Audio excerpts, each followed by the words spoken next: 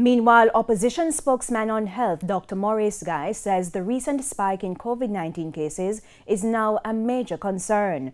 This comes as Jamaica recorded 267 confirmed cases in the last 4 days. The official number of COVID-positive cases is now over 1,400. Dr. Guy insists the government failed to heed the warning of the parliamentary opposition.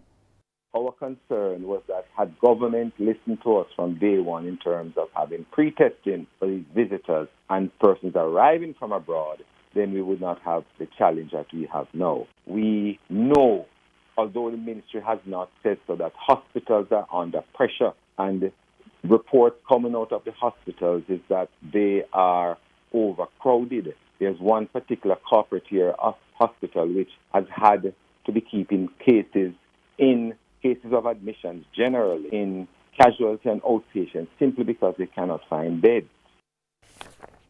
The Shadow Health Minister says there are reports of health personnel at major hospitals in and outside of Kingston testing positive for COVID-19. Dr. Guy says the health sector is being overwhelmed by not only a rise in COVID-19 cases, but also COVID-19 positive patients.